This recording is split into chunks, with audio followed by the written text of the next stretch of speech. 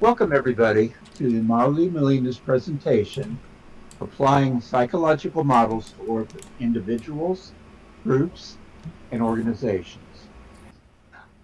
I encourage you all to spend a few minutes looking at the posters surrounding the area.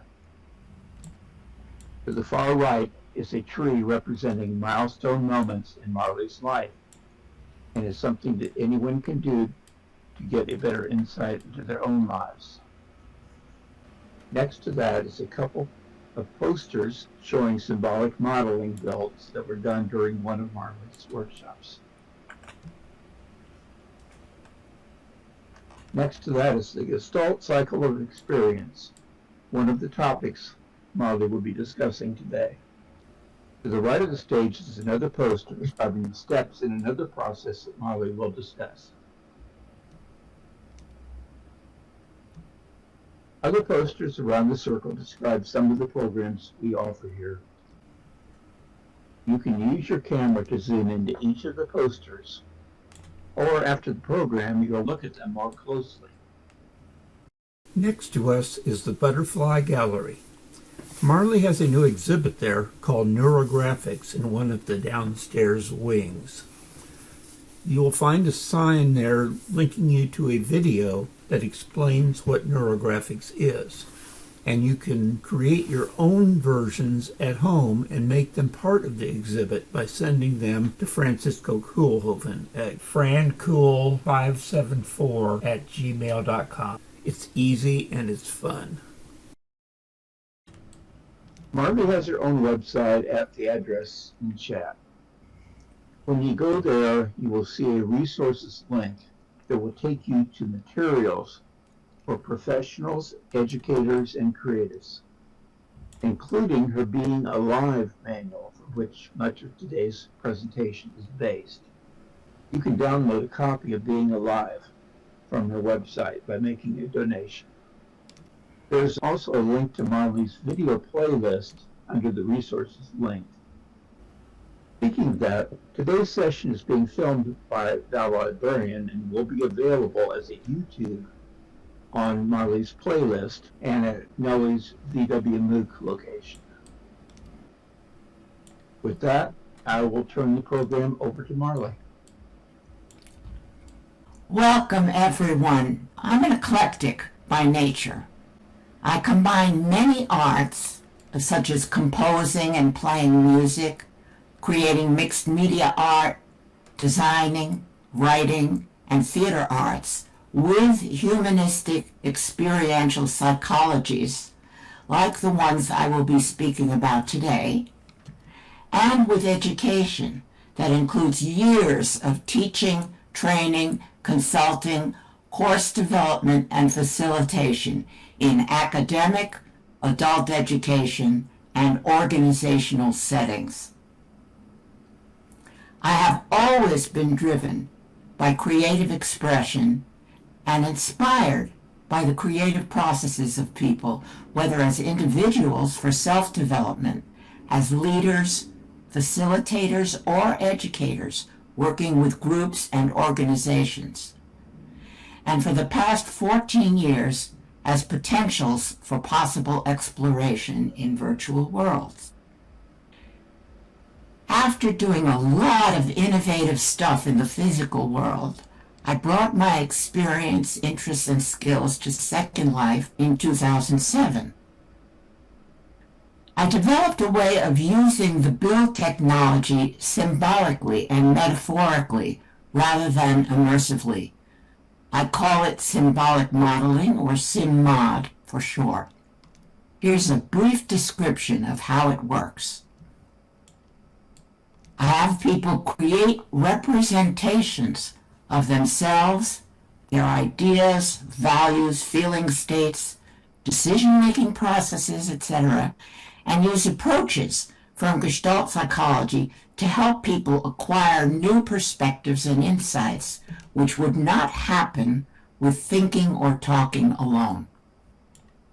If you want to experience this approach and then be trained to apply and use it with your clients, family members, or others, please contact my program manager, who's here today, Katsai Tenon, known as CATS. I have made many videos of workshops and conference presentations in Second Life which illustrate these processes. If you go to my website later, you will see a link to my YouTube playlist, which has these videos organized, my friend, into categories, and also includes interviews I've done on creative process in various mixtures. I wrote a 65-page manual called Being Alive, Creative and Emotional Intelligence Tools for People Professionals, from which I will be offering excerpts today. You can find a PDF version offered on my website if you'd like to acquire it. It also contains a section of suggestions for using sensory tools of all kinds for working with individuals, groups, and organizations. Today, I'd like to share some examples of 4 humanistic experiential psychologies and a few stories of how I have applied them in organizational settings. I hope you find some inspiration in applying some of these approaches to your own situations. These processes can be applied whether you're working in a physical environment or in a virtual one. So here's the context. Whether referring to an individual or an organization, we are encountering a dynamic system that has an inherent capacity for development and accomplishment, that is, its potential. This potential can be realized through a workable arrangement or connection of parts into a whole, a gestalt, if you will, more than the sum of its parts. This whole is not static. It changes according to the integration of new parts, such as ideas, feelings, experiences, dreams, over time. The self and the organization made up of many such selves and entities, such as departments, boards, staff, managers, etc., has beliefs, attitudes, feelings, thoughts, and fantasies. When these parts are aware of each other, value each other's existence, work well together, we can say the system has integrity.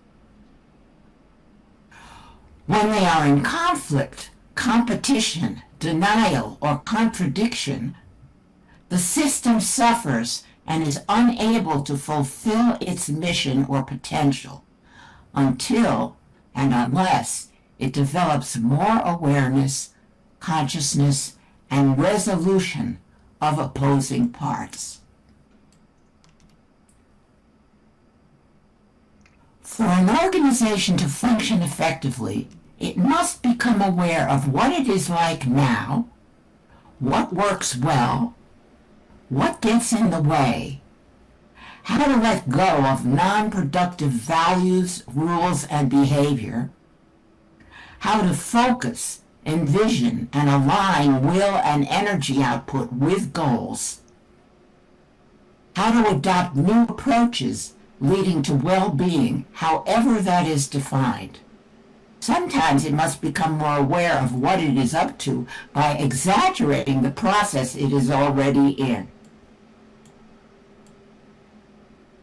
And now I will segue into psychological models and examples of their applications. The first psychology I will talk about is Gestalt. Fritz Perls was the developer of Gestalt therapy. He was one of my teachers and held his last full training workshop at my home at the time in Lexington, Massachusetts. He believed in self-responsibility, organismic self-regulation, that is, homeostasis or balance, is constantly disturbed by the formation of new gestalts as we live in the process of awareness. The valuing of all parts of the self. The experiment as a growth process. And the contact boundary where the I and the not I meet as the dynamic edge of awareness. He also had many other valuable ideas that have largely influenced all other process-oriented models of working with people. There are many aspects of Gestalt which I just don't have time to address today, so I'll focus on a main one: awareness. Gestalt work places great emphasis on ongoing awareness as a tool for growth and change. It can be applied to individuals or groups. Take a look at the cycle of experience chart to get a sense of how one might move through an awareness process. Here are some of the questions that further enhance the experience of awareness. What are you feeling? That is, body sensations and emotions. What are you thinking? What are you imagining might happen here? That's fantasies, hunches, intuition. What do you want? What do you value? So here's an example of an awareness experiment employing an arts experiment, which I used in a business setting. A software company. I was working with a group of course developers and instructors and trainers in a large software company. They never had direct contact with the end users, only with the instructor, usually from another country, who would be teaching the course in the native language, but using their manual with visual language and text in English. So already it's complicated, right? To give them an experience of awareness of what the end user might be faced with as a learner, I played a Bach fugue on a CD and had them look at the written music at the same time, blown up and put across a wall. It was a good metaphor because a fugue introduces a piece of musical information which is then repeated and added to and divided in various ways, similar to the type of course material they were designing. Most of them did not know that music language. They felt frustrated. They wanted me to slow the CD down, but they needed to appreciate that the instructor goes at a certain pace and the user has to keep up as best he or she can. They gained a lot of awareness from this exercise, such as, are they primarily visual or auditory learners?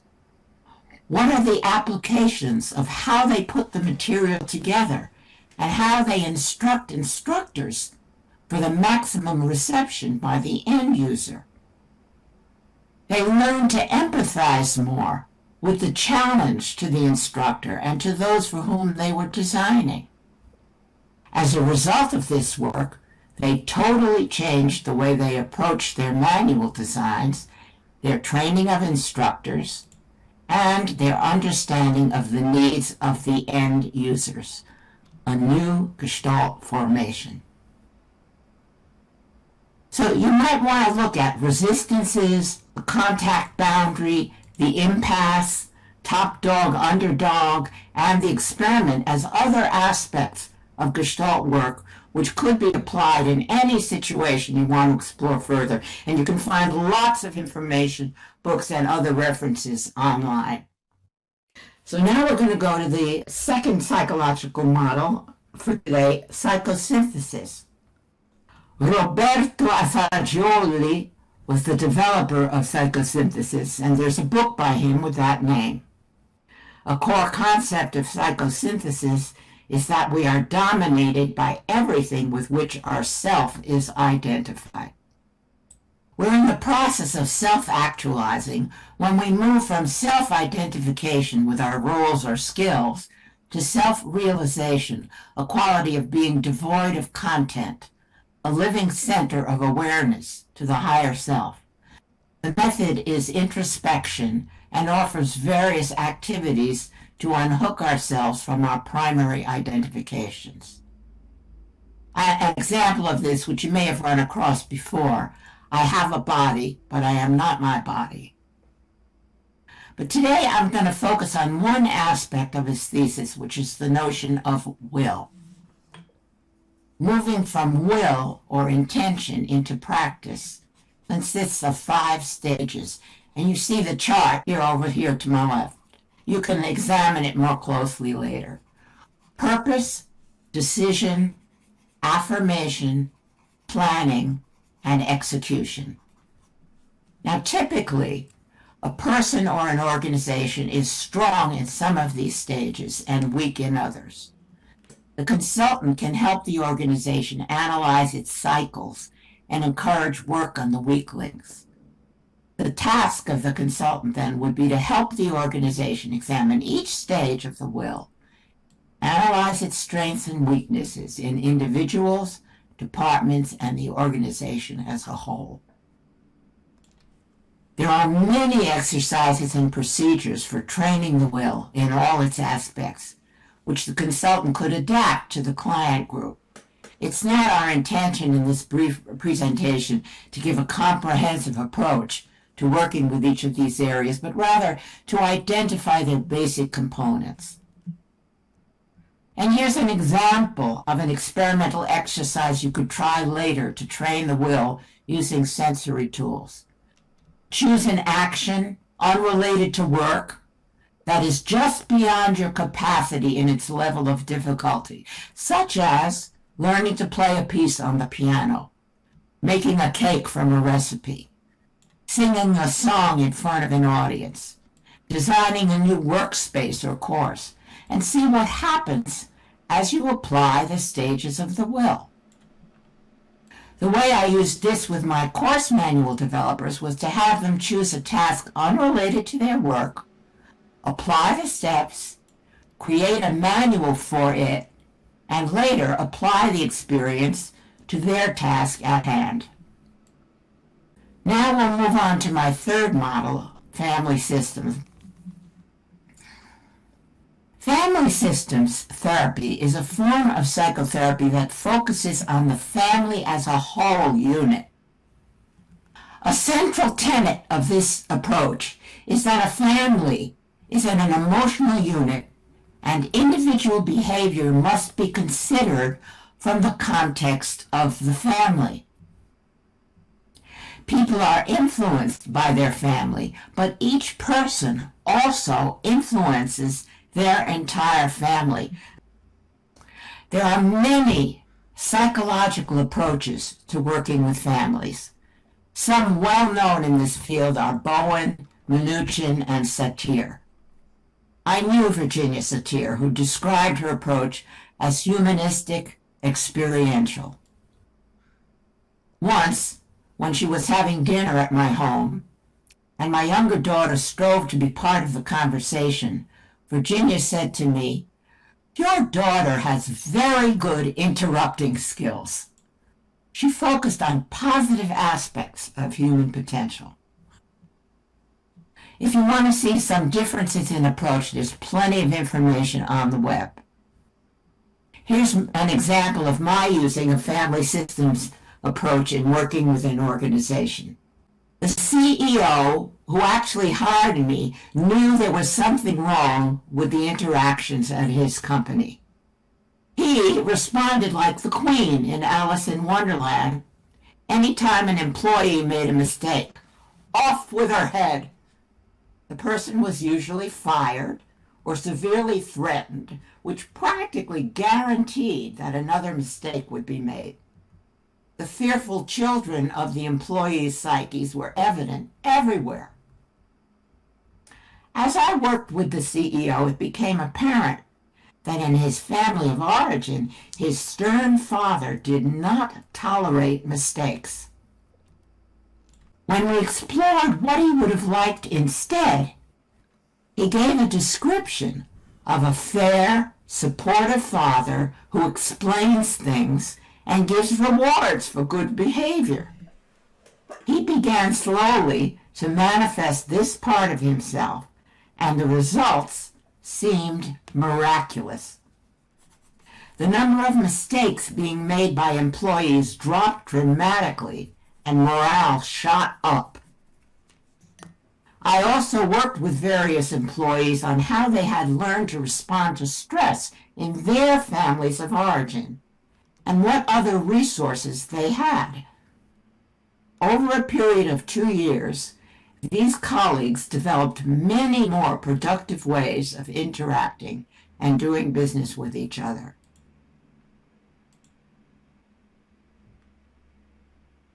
The fourth, and in some ways my favorite psychological model, is Jungian process-oriented psychology, developed by Amy and Arnold, or called Arnie Mingel, and a whole cohort. It started with Arnie connecting dreams with body symptoms, and it burgeoned from there. His very first book is called Dream Body. He's written about 15 trade paperback books, fascinating. Arnie and Amy work all over the world. They started with work with individuals and groups, and expanded process work to the world stage where they have dealt with large conflicts. There are many videos and other resources online if you want to see them in action. I spent many years learning from them and their cohort, integrating process work into the work I did, and appreciating their combined talents. He is a physicist and shaman, in addition to being a top-notch facilitator and therapist and a writer of many books and articles and so on. She brings the arts into everything she does in the form of puppetry, nature collages, songwriting, filmmaking, and writing. For anyone interested in working with people in any capacity, I highly recommend them in this work. So, here's a taste of process-oriented psychology. Process work increases possibilities and ways of observing and responding, rather than being a set of new techniques.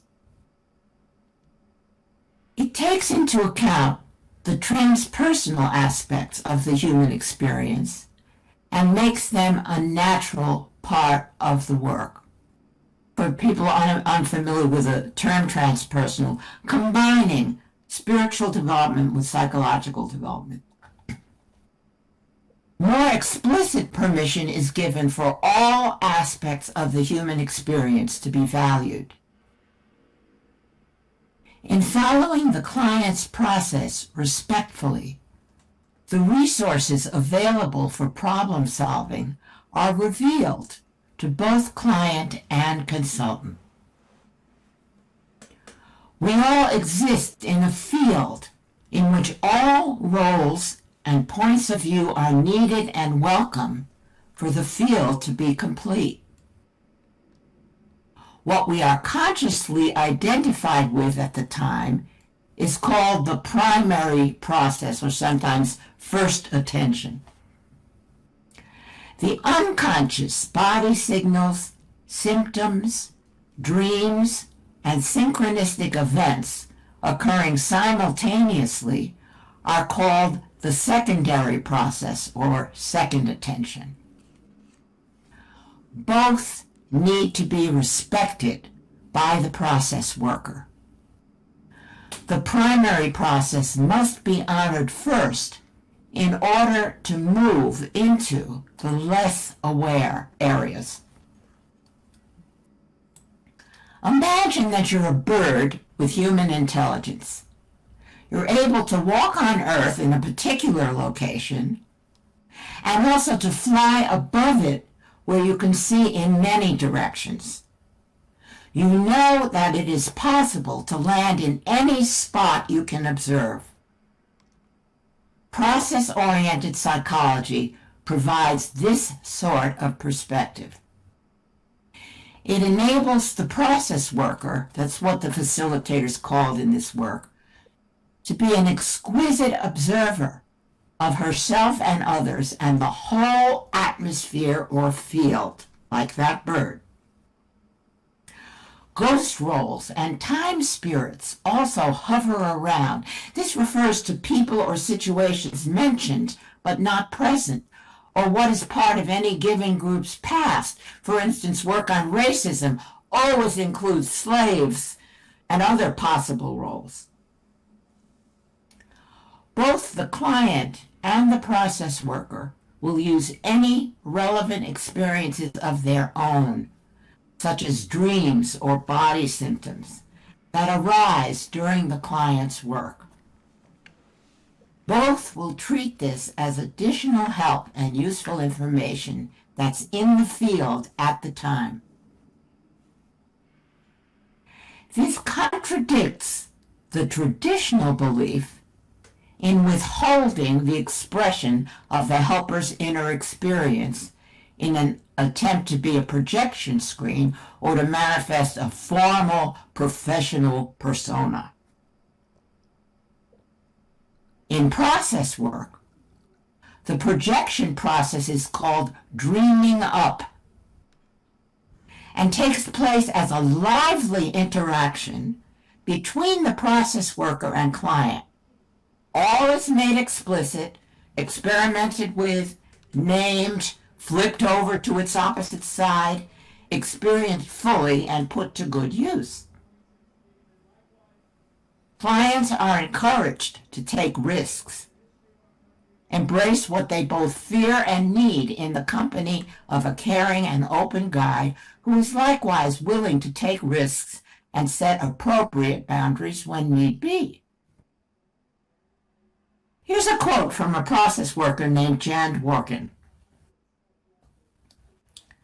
The most encompassing goal of process work with groups is to discover the background field or dream that binds the group, and to give this field expression. The background field includes both majority and minority opinions, normal and deviant forms of behavior. Allowing the field or global dream body to express itself often has the effect of changing the group into a community with a heart and wisdom at its center. I just love that quote. In applying this approach in organizational settings, all the levels of work occur, from internal observation to work on relationships, to group processes, to whatever the larger context is of what's happening in the outside world at the time. Multi-channel access is utilized, such as visual, auditory, kinesthetic, proprioceptive, relationship, and world channels. Sometimes, as in Gestalt work, an exercise is suggested from which everyone can learn to be a better observer or experiencer. Sometimes individuals are attended to while others witness the work. Sometimes the whole group is involved in a dynamic process of shifting roles and perspectives to try to grasp the nature of the whole field and what's happening. To sum up, by applying concepts from the rich source of dynamic therapies to our work with clients and organizations, we can enhance our understanding of their ongoing processes and become more sensitive and helpful consultants and facilitators. I hope you've been inspired to think about your own situations and how you can increase your insight and possibilities from some of these ideas. And I'm going to keep these posters up so that if you want to come back here and study them more in detail, you can. But, gosh, I did manage to get it in. So now we're going to have a question and answer period or comments. You can write them in the chat or you can voice them, and I'll do my best to respond.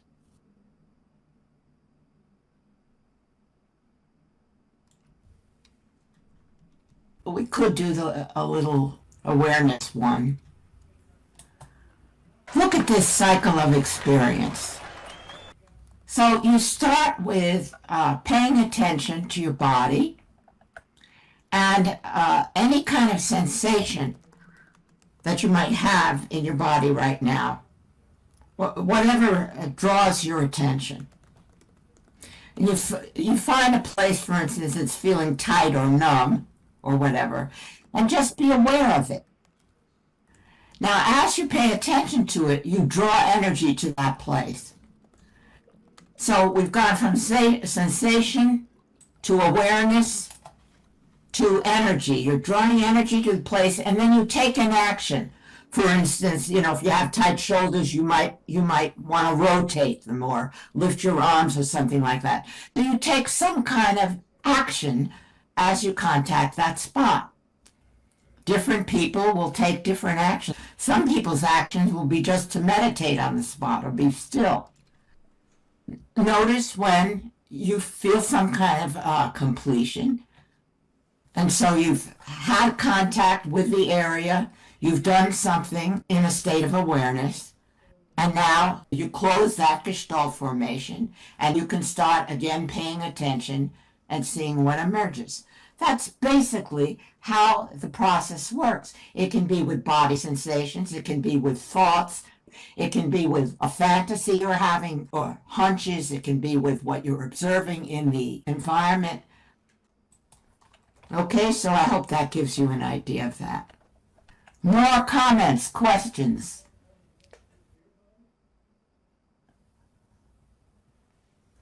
Yes, absolutely. These are great tools for educators.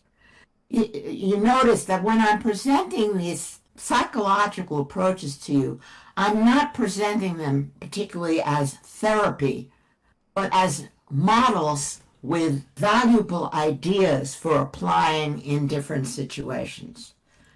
So certainly you could do that, like the whole section on will, you can give to your students to look at what is their purpose, etc., so they can get clearer. I don't know if I told you how I developed a creative writing class by having the kids become their central character and develop the story from the inside out.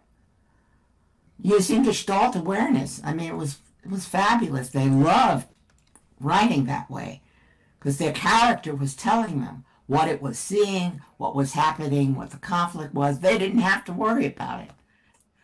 So that's another example how you could use it in an educational setting. Many of you who are here in this audience have been to programs of mine, and you know that my approach to teaching and learning is interactive and experimental and experiential. So in retrospect, you can see that I've applied a lot of the things I've talked with you about in the sessions I do. And there will be sessions coming up shortly. If you took the resources from the mushroom, you'll see posters for different kinds of programs we do. And if you're interested, please contact Cat's Eye Tenon Cats, who can send you more specific information once we have those programs set up. And the other thing is that I'm changing my training modality so that it doesn't become a scheduling nightmare. And that is to have individuals who want more training in symbolic modeling, in guiding it to contact cats. And we will set up individual sessions or sessions with teams of people who are working together on projects, collaborators. And that'll make it much easier instead of trying to set up a class. I don't know who it was, but there was that quote that there's a pretty long quote that you pulled out that was really kind of, I thought, poignant. I just put it in chat. Yeah. Yeah, and it really, that kind of, I think, resonated me with the whole nonprofit commons or any group work, right? Like the idea that, yeah. That whole, the group, and it becomes almost this body in and of itself that we're all kind of aware of in that same Gestalt way that you're talking about. And PC does quite well with a lot of this, like in its mission, vision, and goals, and the contributions of individuals and the way people work together. But there may be other things that I've talked about today that can even move your level up more. And so if you pay attention, you might bring that into some of your administrative meetings or whatever and look at some of that from those points of view, like the whole will chart.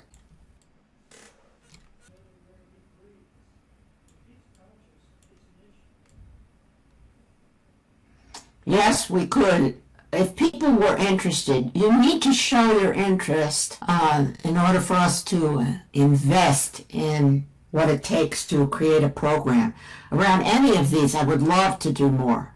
A long time ago, I did an introduction to Gestalt workshop, and one of my videos shows me working with someone in a workshop on that. I would also be glad to be a consultant to any of you who work with an organization or with a group here and want help applying some of these notions to that group, or where a conflict exists, or where you simply want to get to a level where you're working more smoothly and intuitively together.